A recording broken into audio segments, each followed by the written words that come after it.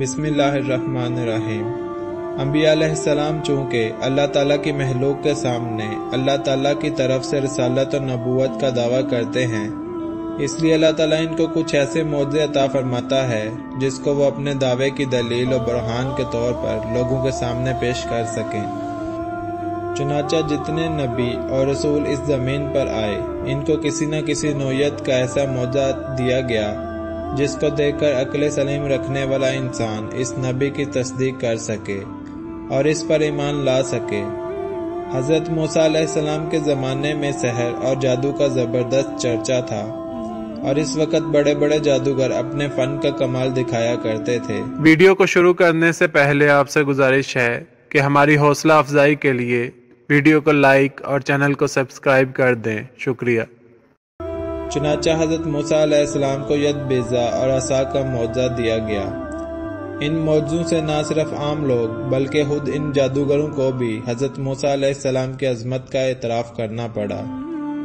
اسی طرح حضرت عیسیٰ علیہ السلام کے دور میں طب و حکمت کا بڑا زور تھا۔ چنانچہ حضرت عیسیٰ علیہ السلام کو یہ معجزہ عطا ہوا کہ وہ مردوں کو زندہ کر دیتے تھے، کوڑی کو تندرست اور اندھے کو بینا بنا دیتے تھے، اور اس طرح ان کے یہ معجزات ان کے زمانے کے نہایت ترقی یافتہ طب و حکمت پر غالب رہے۔ لیکن نہ حضرت موسیٰ علیہ السلام کا معجزہ ان کے بعد باقی رہا، اور نہ حضرت عیسیٰ علیہ السلام کے معجزہ کو دائمی حیثیت حاصل ہوئی، اور ان کے ساتھ ہی یہ معجزہ بھی چلا گیا۔ تمام انبیاء کا معجزہ ان کی زندگی کے ساتھ ہی ختم ہو گیا، لیکن رسول اللہ صلی اللہ علیہ وآلہ وسلم کو قرآن کریم کی صورت میں جو معجزہ عطا ہوا، اس کو دائمی حیثیت حاصل ہوئی۔ رسول اللہ صلی اللہ علیہ وآلہ وسلم کے زمانے میں فصاحت و بلاغت کا زور تھا۔ عرب فصحاء کا دعویٰ تھا کہ ان کی فصاحت و بلاغت کے سامنے دنیا کے تمام لوگ گونگے ہیں۔ چنانچہ جب کہ دنیا پر ضلالت اور گمراہی کی فضا چھائی ہوئی تھی، جب باطل کے چراغ اس قدر روشن تھے کہ حق ڈھونڈنے پر بھی کہیں نہیں ملتا تھا، جب اندیکھے خدا پر کسی کا ایمان نہیں تھا، جب پتھر معبود اور شجر مسجود تھے، اور انسانی معاشرہ حیوانی معاشرے سے بھی زیادہ خراب تھا۔ وحشت و جہالت کی انتہا یہ تھی کہ بیٹیاں زندہ دفن کر دی جاتی تھیں، عورت محض تفریح کا ذریعہ تھی، طاقتور آقا بن بیٹھے تھے اور کمزور غلام، قتل و غارت گری اپنے عروج پر تھی، انسانیت تلاش کرنے پر بھی نہ ملتی تھی۔ اس تنگ و تاریک ماحول میں رحمت ازدی جوش میں آتی ہے، اور غار حرا میں محسن انسانیت صلی اللہ علیہ وآلہ وسلم پر اپنے ایک پیغمبر کے ذریعے یہ پیغام بھیجتی ہے، پڑھ اپنے پروردگار کے نام سے جس نے پیدا کیا ہے۔ یہاں سے ابتدا ہوئی اس منشور ہدایت کی جسے قرآن مجید کہتے ہیں، جس کی فصاحت و بلاغت نے عرب کے بڑے بڑے فصیح و بلیغ کی فصاحت و بلاغت کو ماند کر دیا۔